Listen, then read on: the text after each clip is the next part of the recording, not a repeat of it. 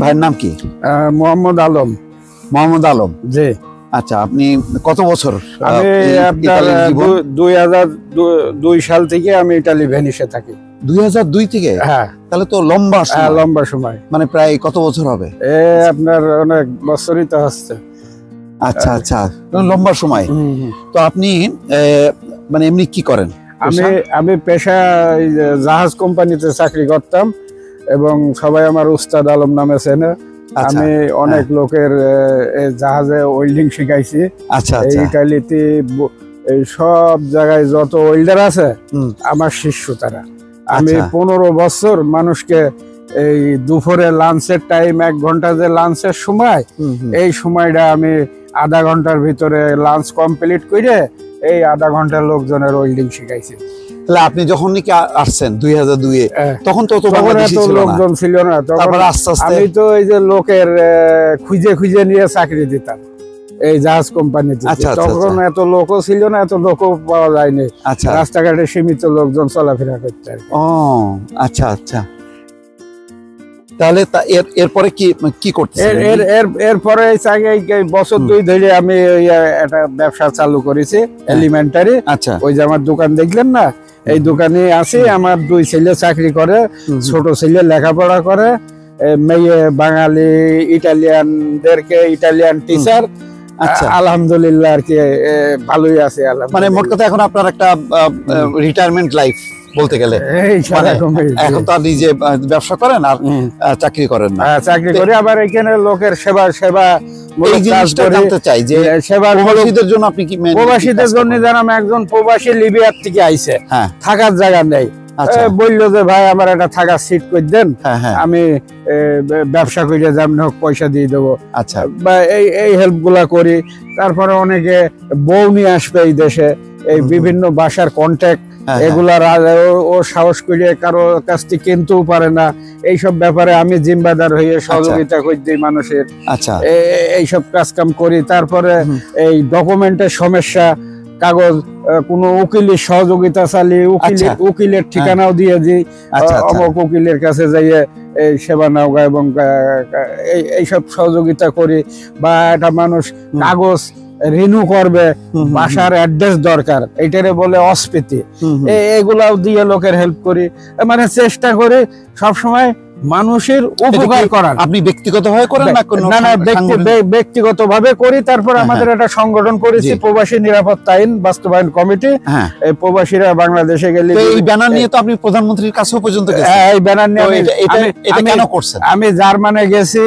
জার্মানে যেয়ে প্রধানমন্ত্রীর প্রাইভেট গাড়ির জানালার সামনে আমি ব্যানার ধরছি, উনি আমার ব্যানার পড়ছে এবং পরে মানে হাসি দিছে আর কি, যে মাথা নড়াইছে যে বিবেচনা মানে প্রক্রিয়াধীন আছে আর কি। ইতিমধ্যে কত বছর আগের কথা এই যে আপনার এই যে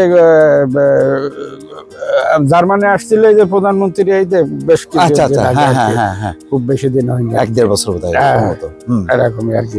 তারপরে আপনার এটার মানে উদ্দেশ্যটা কি? মানে উদ্দেশ্য হলো এই যে আমরা প্রবাসীরা দেশে গেলে বিভিন্ন ভাবে হয়রানি হয়। মানে ওই মনে করেন রাজনীতিম্যানদের এই বিভিন্ন মনে করেন যে এলাকার কিছু পাতি মস্তান, এই বিভিন্ন ভাবে মনে করেন যে প্রবাসীরা গেলে পারে কিভাবে প্রবাসীদেরটা লুকিয়ে পুটিয়ে নেওয়া যাবে, এই সবার টার্গেট এইটা কেন? আমরা তো ভোর 6টায় উঠতে হয়, চাকরিতে যেতে হয়। আমরা সপ্তাহে 1 দিন ছুটি পেলে নিজে কাপড় চোপড় ধুয়ে বিভিন্ন চিঠিপত্র, আমরা তো সারা 12 মাসে আমরা কর্মসংস্থানে কর্মের ভিতরেই থাকি। তাহলে যখন একটা লোক 1 বছর 2 বছর পরে যখন 1 মাসের ছুটি নিয়ে দেশে যাবে, তো 1 মাসের ছুটি নিয়ে যদি একটা লোক দেশে যায়, এইবার আপনার নামে যদি কেউ একটা মিথ্যে মামলা দেয়, এই মামলার ডেট পড়বে তো 4 মাস পরে। তাহলে এখন আপনি কি করবেন? তাহলে এখন ওই জিম্মি হয়ে যেইটা বলে এইটাই তো আপনার মানতে হয়। যদি বলে তোমার জমি লিখে না দিলে বিদেশ যাওয়া বন্ধ করে দেবো, তার মানে বিদেশ যাওয়া বন্ধ করে দেওয়া মানে কি মানুষ মেরে ফেলা। তাহলে কি করবেন? আপনার জীবন বাঁচাবেন আগে না জমির আগে? বাধ্যতামূলক জমি আপনার লিখে দিয়ে আসতে হয়। এইগুলা আর কি আপনার চলছে বাংলাদেশে। আচ্ছা, তাহলে আপনি কি ধরনের নিরাপত্তা চান? আমি চাচ্ছি যে বাংলাদেশে মাননীয় প্রধানমন্ত্রী উনি প্রবাসীদের বান্ধব, উনি প্রবাসীদেরকে উনি ক্ষমতায় আসার পরে অনেক সুযোগ সুবিধা, কিন্তু আগে একটা লাশ এয়ারপোর্ট গেলে যে দেরিটা হইতো, এখন ওই দেরিটাও হয় না। এখন এই লাশ এয়ারপোর্টে গেলে দাফনের খরচ সহ কিন্তু একটা টাকাও দিয়ে দেয়।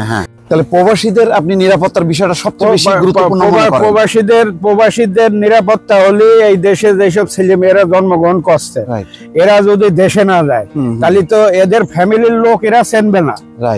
চাচা, খালু, ফুবু, ফুবিতো ভাই, আত্মীয় স্বজন, মামাইতো ভাই।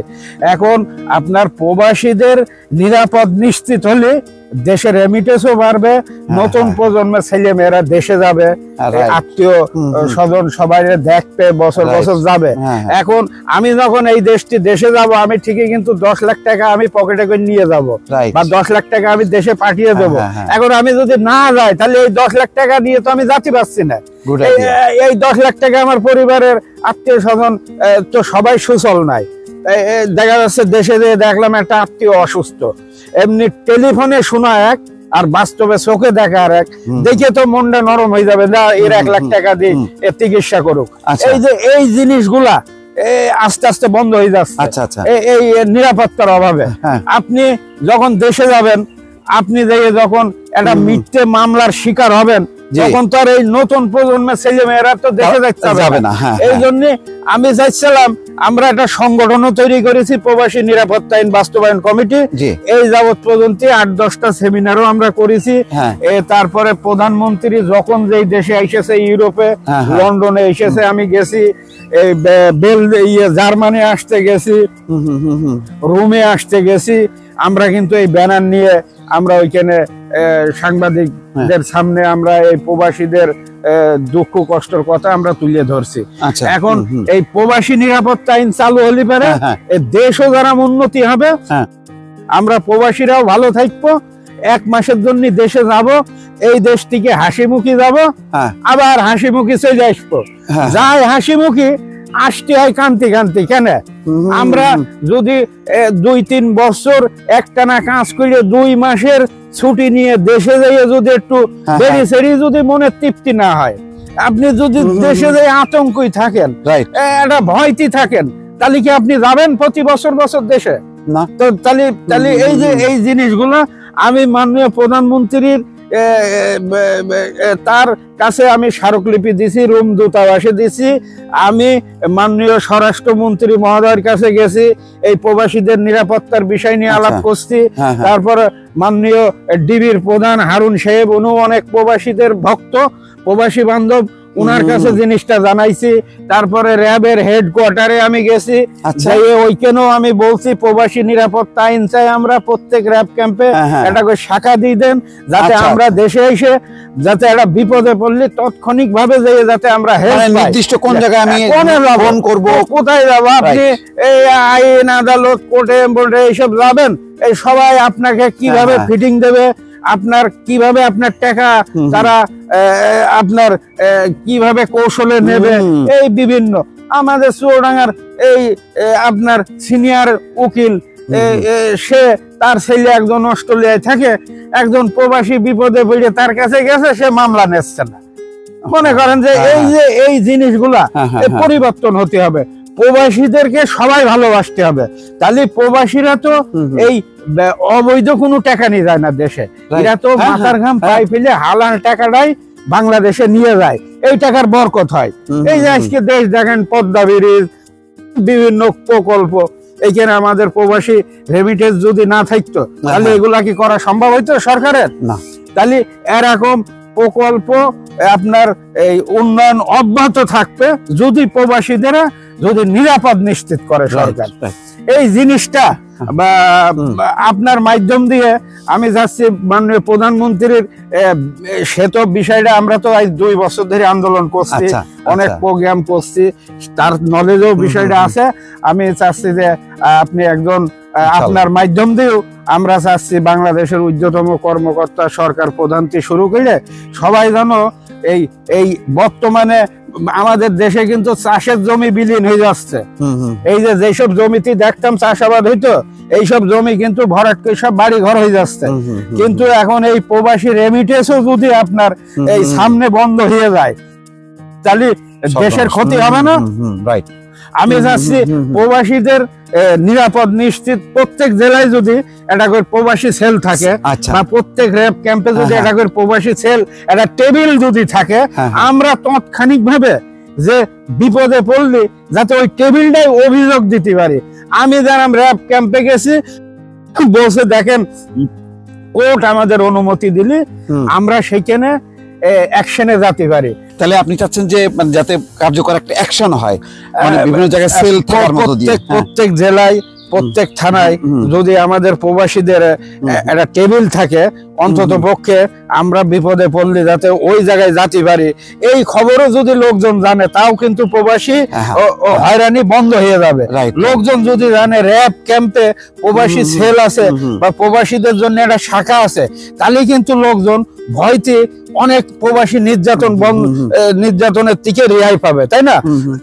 তো এখন আপনার মাধ্যম দিয়ে সরকারের কাছে আমরা এই রেমিটেন্স যোদ্ধা হিসাবে, ইটালি প্রবাসী হিসাবে জোর দাবি জানাচ্ছি, আপনি এই জিনিসটা বাংলাদেশের সমস্ত মহলে, সরকার প্রধান থেকে শুরু করে সব জায়গায় আমাদের আপনার কাছে আমরা হেল্প চাচ্ছি, আপনার সহযোগিতা কামনা করছি। আপনার সহযোগিতায় অন্তত পক্ষে 1.5-2 কোটি আমরা প্রবাসী যারা আছি যদি উপকৃত হই, তাহলে অন্তত পক্ষে আমাদের আত্মা তো আপনার দোয়া দেবে। জি অবশ্যই, এইটা আর কি। তো এই জোর দাবি আপনার কাছে অনেক অনেক অনেক ধন্যবাদ। দর্শক শুনলেন যে প্রবাসীদের যেই আসলে তারা চায় যে সামান্য নিরাপত্তা, এটি কোনো ব্যাপার না। খুব গুরুত্বপূর্ণ একটা পয়েন্ট দেখেন উনি তুলে ধরলেন যে যত বেশি নিরাপত্তা হবে, তাহলে এখন যারা প্রবাসী আছে তাদের যে প্রজন্ম আছে, সেই প্রজন্মও কিন্তু তারা কিন্তু দেশে যাবে, এবং দেশে যাওয়া মানে কি, আমাদের রেমিটেন্সটা বাড়ানো। তারা সেখানে বাংলাদেশে যাবে, তারা ব্যাংকে অ্যাকাউন্ট করবে, টাকা সেখানে জমা করবে, খরচ করবে। তার মানে হচ্ছে কি, আলটিমেটলি ইনডাইরেক্টলি দেশের অনেক উপকার হচ্ছে। এবং এই কাজটা তার মানে যত বেশি প্রবাসীদেরকে নিরাপত্তা দিয়ে সংগঠিত করা যাবে, তাদেরকে দেশমুখী করা যাবে, তত বেশি কিন্তু আমাদের দেশের একটা বৈদেশিক আয় ইনকাম বাড়বে, সমৃদ্ধি বাড়বে। এটি কিন্তু প্রবাসীদের প্রত্যাশা, এবং নিশ্চয়ই এই প্রত্যাশাটা পূরণ করা খুব কঠিন না, এবং দাবিটা অত্যন্ত যৌক্তিক। দর্শক ভালো থাকবেন, আল্লাহ হাফেজ।